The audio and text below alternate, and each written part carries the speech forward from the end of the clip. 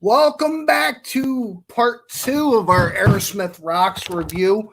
A lot of good stuff that we're going to be talking about on this second side of this amazing album. Once again, I want to give a shout out to our sponsors at Rosenfeld Dental Associates, located at 1095 Inman Avenue in Edison, New Jersey. Rock your smile with the Rock Doc. David Rosenfeld, nominated one of the top dentists of 2021. If you hook up with them, let them know that CT sent you or the Rock and Roll Union sent you, and they'll hook you up. Their info is going along the bottom of our screen. So, Bill, welcome back, man. Good to be back, CT. So, going back into Rocks, man, we had a lot of good conversation about the first side of this album. Second side, starting off with Sick as a Dog. Any thoughts on this? Sick as a Dog is probably my favorite song on the album, except that if you are playing Nobody's Fault, I might say that that's my favorite when I'm hearing it, because they're both just tremendous. And of course, they're back to back on the album too. Sick as a Dog is a fun song for a whole bunch of reasons. It's largely Tom Hamilton's song. It's his contribution to the album. He was encouraged to do a bit more writing for the band after the success of Sweet Emotion, of course. And so he's playing guitar instead of bass on the track. Joe Perry is the primary bass guitarist on the back, and I say on the track, and I say primary because he's not the only bass guitarist on the track. The song starts out with Tom playing the rhythm guitar, the jangly birds-like part. Brad is playing lead over that, and Joe is playing bass until the end of the song, when the band drops out and it's just the riff being played. Joe then picks up his guitar and jumps in. So now there are three guitars playing. And mind you, this is not an overdub. This is all done in real time on one take. So there's nobody at that point playing bass. Steven runs over. His vocal is finished. He runs over, picks up the bass guitar. So the bass at the end of the song, they get to the fade out, is Steven Tyler playing bass. And it's amazing, and it's something to really listen out for. This is something that is really cool to listen to if you have a pair of headphones and you can hear some of that stuff going on. You can literally hear the changes. You can hear who's playing what. Yeah. And like you said, one take, and just to be able to switch up instruments like that on the fly is kind of really cool. Well, it tells you how talented these guys were. I mean, they had their primary instruments and their primary roles in the band, but Tom was a more than capable guitar player. Joe could play bass as well as anybody. Steven, of course, was an accomplished keyboard player and guitarist and bass player. So, yeah, I mean, these guys could do what they wanted to instrumentally when they needed to. It was a very potent and very powerful band. The next track, perhaps my favorite Aerosmith song, and, when I was doing some research to this, they mentioned Damage Incorporated by Metallica, because they got a kind of the similar kind of intro here. Nobody's Fault, credited to Tyler and Whitford. So this was another Brad song on the album. And perhaps one of the heaviest Aerosmith songs that they ever recorded. And it's funny because 1976... they went on through, Get a Grip, Songs from Another Dimension, and nothing touches the heaviness found in Nobody's Fault. No, they went out of their way on this album. This song is an example, of course, but other songs as well, songs like Back in the Saddle and Rats in the Cellar that we mentioned on last week's show.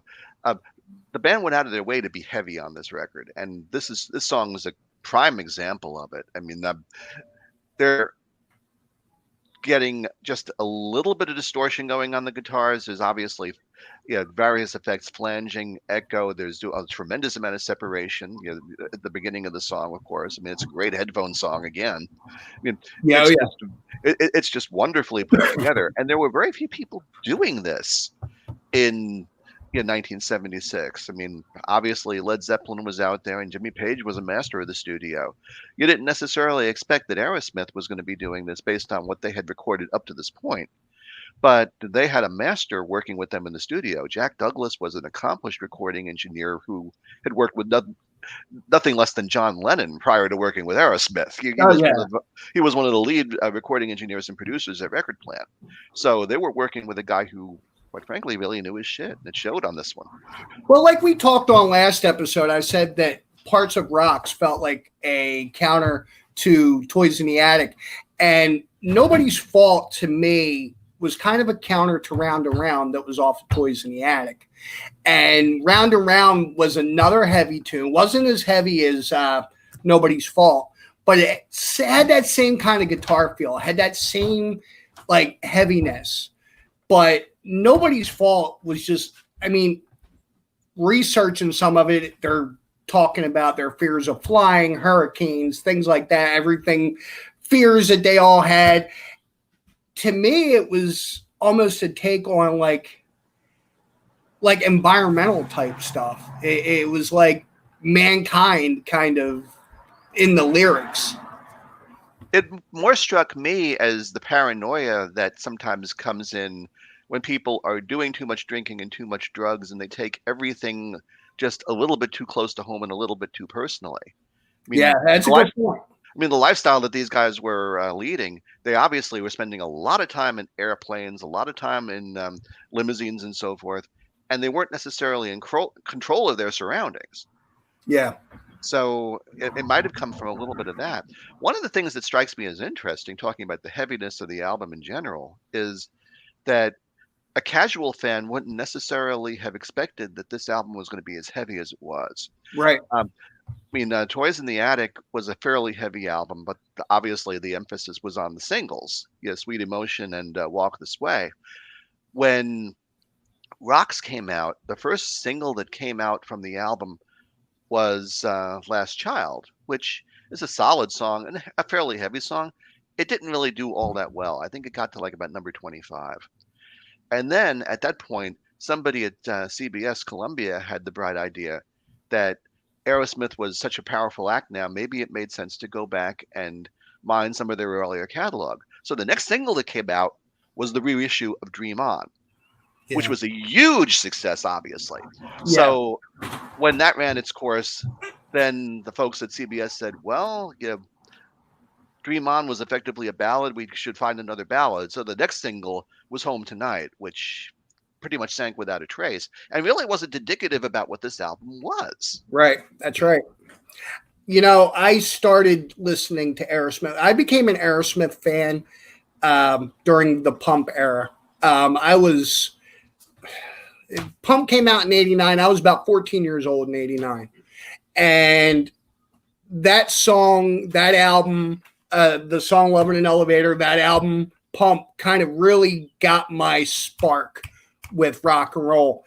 When I went back, I had to buy every album, listen to every song Aerosmith ever recorded. When I got the Rocks, I was like, wow, like it's almost a completely different band, because the pop infusion that Aerosmith got later on in their career was nothing like this. Well, the pop infusion wasn't just from the band, obviously. I mean, Steven had a little bit of that in him, but the 90s pop was a combination of, depending upon which album, Desmond Child, Diane Warren, and Mark Hudson making those contributions. And all of those folks are great songwriters. I wouldn't necessarily say in all cases that they were the very best writers for Aerosmith. Yeah, I agree with that 100%. The greatest writers for Aerosmith are the ones credited on the next song, Get the Lead Out, Tyler and Perry. I mean, Tyler and Perry were the American version, for me, of Lennon and McCartney. Jagger and Richards, yeah. I mean, this was, one of the things that killed me with Aerosmith, always has, is everybody talks about how amazing the Rolling Stones are, or how amazing some of these other bands are. And aside from that one album, Rockin' a Hard Place, Aerosmith has been consistent, the same members now for 50 years. And I don't know if you find that anywhere else. This is one band that hasn't really, they had that one album, but then they haven't really changed members. Well, the other band, and they're of American heritage also, the other band that rivaled them in that regard until last year with Dusty Hill's death with ZZ Top. Yeah, They were that's right. they were together since 1969. But yeah, not too many bands were able to maintain that level of consistency for sure. And I mean, they still, aside from like I was saying earlier on, I said last episode was, they did get a little complacent, they did get a little bit lazy, but they still have it. They still have the same sound. Tyler obviously not doing the on stage acrobatics, but some of the other, I mean, Aerosmith still. Sorry about that. Aerosmith still has it. It's just amazing to me after 50 years that these guys are still able to put out what they put out. It's amazing in a whole bunch of ways. I mean, obviously, people can grow apart as they get older, and they've had a very long history together to where you could understand that if they decided that they wanted to have the opportunity to work with other people and so forth. But I guess the other thing about it that strikes me as interesting is that when they choose to record, that the consistency of what they do is just so good. I mean, they haven't done a whole lot of recording recently, to the point you made earlier, but some of their mid and late '90s work was as good as far as the recording quality and the performance quality as the '70s material. It's a different style of music in some regards, but they came to play when they came to the studio to make a record. I will say I seen Aerosmith for the first time in '93. And I remember watching Joe Perry during one of his solos, and the whole crowd is roaring. And I'm like, why are they roaring the way that they are? And I look over to Tyler, and he's doing like backflips from one side of the stage to the other. And I'm like, this is insane, man. Like, and the guy he had to be in his 40s at the time. I couldn't imagine doing that. 1993, but, late 40s. Yeah. I mean, it's amazing to me. And Perry, like you mentioned, other projects and other things, Perry going on to play with Hollywood Vampires, which I think is a really, really cool band. For anybody that doesn't know Hollywood Vampires, it's a band with Alice Cooper on lead, Joe Perry's on guitar, Johnny Depp, who everybody's talking about right now, is on guitar again. Talking about Johnny for the wrong reasons, unfortunately, but yeah. Unfortunately. And then they changed between drummers and bass players, but they did have Duff in the band at one time from GNR. Joey Kramer was on drums for a little bit. They've switched drummers in and out of that band. But Hollywood Vampires is really cool. Another side of seeing Joe Perry do his thing. But going back to the Rocks album and Get the Lead Out. Well, let me interrupt you there for just a second, because sure. I do have a comment on what you just said. I am old enough where I actually had the opportunity to see Joe Perry tour as part of the Joe Perry Project. Joe Perry Project, in 1980. Yeah. The Joe Perry Project was doing a package tour in 1980 with Journey, both bands from CBS Columbia Records. So Joe Perry's opening for Journey. You could argue that wasn't necessarily the best matchup of bands to start with. Right. But the other thing about it was, they're playing, obviously, all songs from Let the Music Do the Talking. They weren't touching any Aerosmith in this program.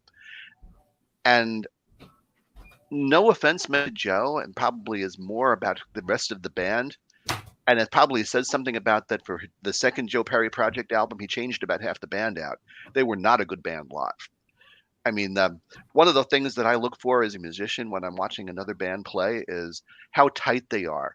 Do they start sections of a song together? Do they end the song together? Does everybody end on cue? Does the drummer end in the right spot? This band was all over the place.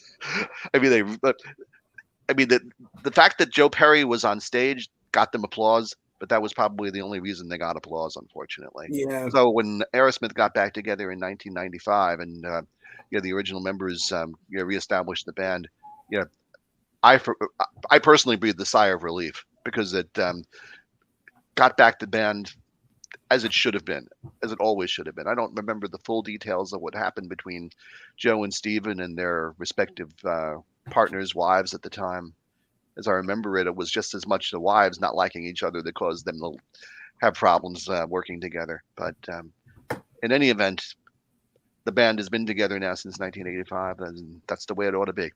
Yeah, I agree 100%. And I mean, you seeing the Joe Perry project, very reminiscent to me of seeing Slash's Snake Pit. Again, another band that wasn't very good live, but Slash did what he could, but it wasn't Guns N' Roses, same as Nah, that's for Joe sure. Perry. I mean, yeah, I mean, I have seen Slash working with Miles Kennedy, and those shows are terrific. I think I think Slash got it right the second time. Oh yeah, absolutely. But yeah, Back to the album. so the Get the Lead Out, I really enjoy this song, credited to Tyler and Perry. Not a whole lot of trickery to this song, not a whole lot of anything to this song, but it's just a straight ahead rock and roll tune.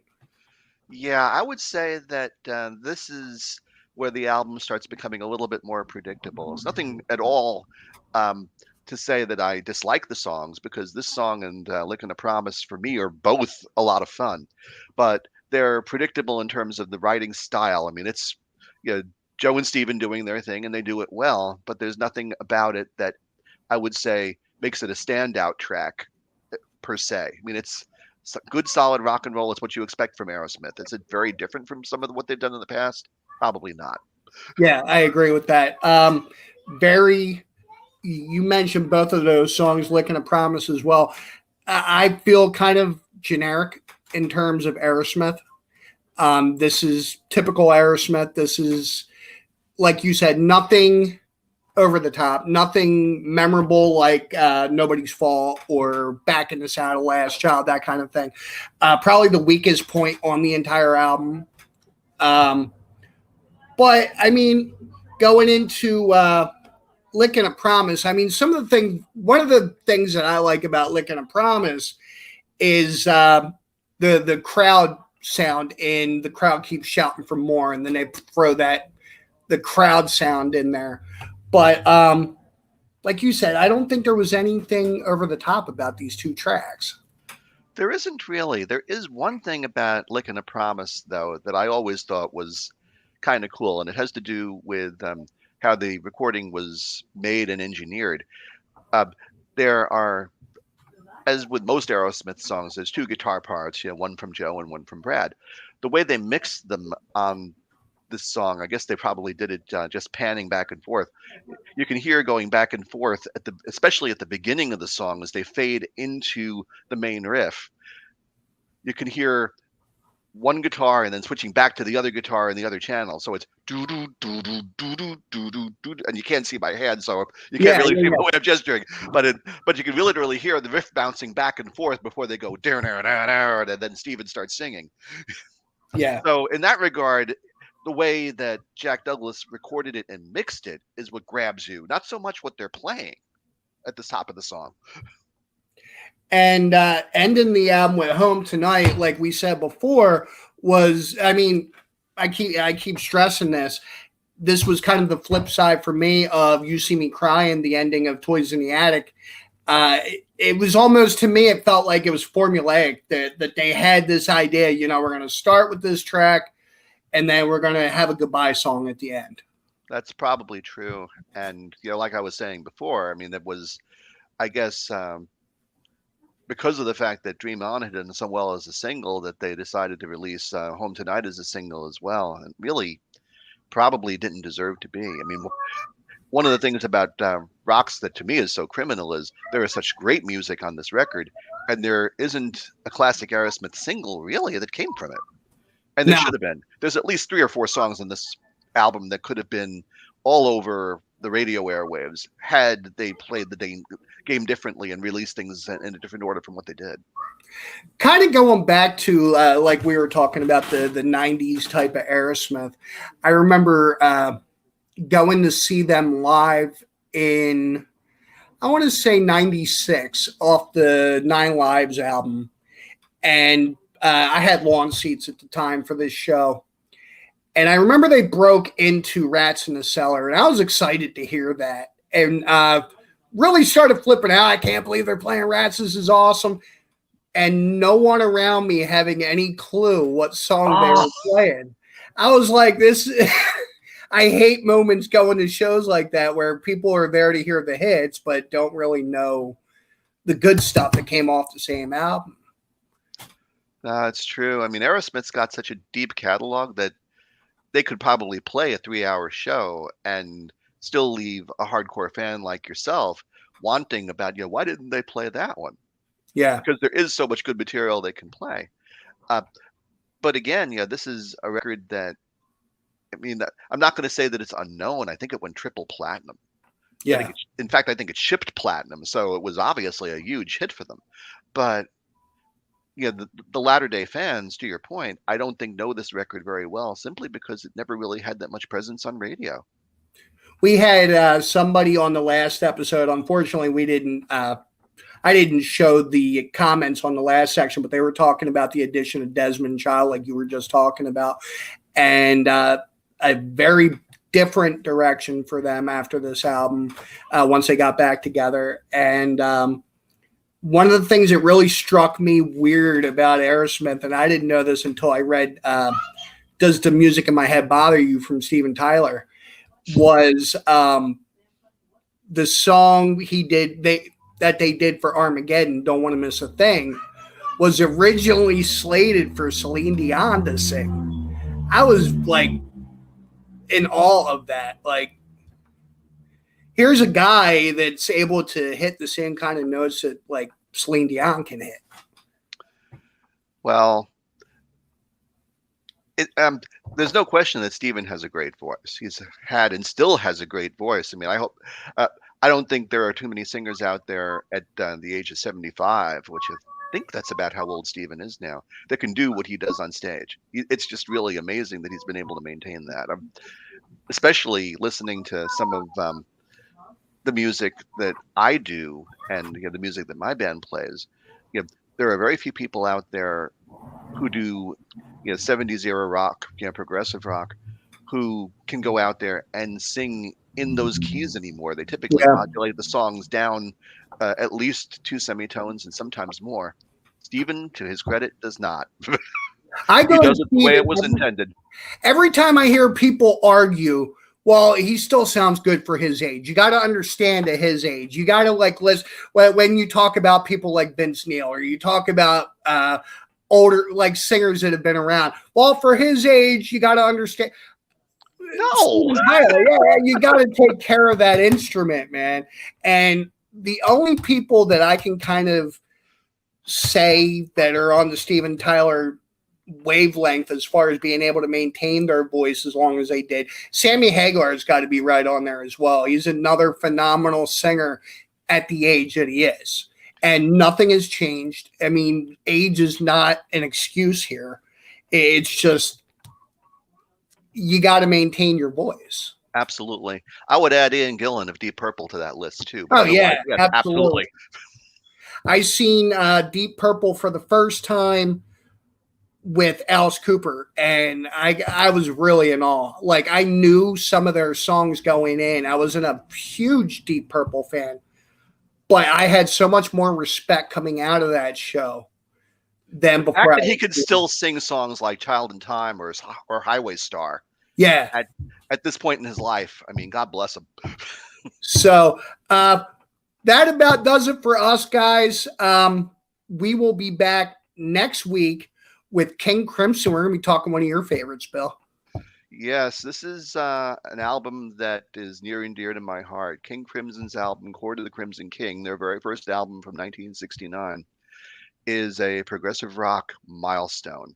And it's one that I will be here to discuss both from the standpoint of a fan, as we're doing here today, but also from the standpoint of a musician. My band Legion of Prague plays music from this album, and I'll be here discussing it with Legion of Prague's lead singer, Pat Murphy. Now, speaking of Legion of Prague, you guys got some new dates on the books, am I right? We do. We have a few, actually. We have a big one coming up on the 9th of July in Garwood, New Jersey at Crossroads. We're doing a double bill with the the Emerson, Lake and Palmer tribute from South Jersey, Tarkus. So if you're into prog rock, you're going to get about 4.5 hours worth of it straight between the eyes on Beautiful. Saturday, July 9th. Now, is that an outside show? That's an indoor show. Indoor show. Okay. Yeah, Crossroads is a cabaret with a relatively small stage, but it's got capacity for probably about 150 to 200 in the room. Nice. So let's pack it. Yeah, man. And do you anything else on the books for? We do. We have a show at the Navasing Township Firemen's Fair in August. The Navasing Fire Department runs the single biggest firemen's fair in the state of New Jersey every year. So this is actually, when you talk about, we're playing a fair, I'm sure a lot of people would scoff at that. We're going to have probably 1,000 people at this show. So we're looking forward to that. We have another show at a venue nearby where I am in the Jersey Shore at Huddy's Inn in Cold Snake, New Jersey. That's in September. And just booked yesterday, we have a return engagement at Halftime in Newark, Delaware in December as well. Nice. So, I love Halftime. Great spot. It's a great place. Mark is a terrific guy. And it was actually interesting. I think he saw my ad yesterday for the other shows that we're talking about and said, "Oh, I haven't spoken to those guys for a while." Literally, I think within about 10 minutes of the ad going up, Mark called me. Great stuff. So, guys, anything you want to say to end this show, Bill? I think we've covered it. I mean, this is a great album, obviously. Rocks has a great place in Aerosmith history and definitely fun to talk about it. The only thing I guess that I would say that is something of a disappointment is that we didn't have the opportunity to have the folks from Ragdoll on with us. But I think that's something that you'll plan on correcting in the future. Yeah, I've already talked to them, and we're in the midst of rescheduling the date. We're going to touch Aerosmith again. We're going to be reviewing the album before this one with them. We're going to be reviewing Toys in the Attic with them, which is another great 70s Aerosmith iconic album. And it'll be a lot of fun to do that. So join us next week, guys. We're going to be digging into King Crimson, man. It's going to be a little different for me because I'm not 100% familiar with King Crimson, but I'm going to be digging into them the next week, and I'll be able to give you like the fresh perspective of someone just kind of getting into it. I think you'll be shocked when you listen to it, CT. Keep in mind that this album was issued in October of 1969. Your mouth will drop open. Wow. So, all right, guys, until next time, don't just leave it better. Have a great week, guys. Take good care, everybody.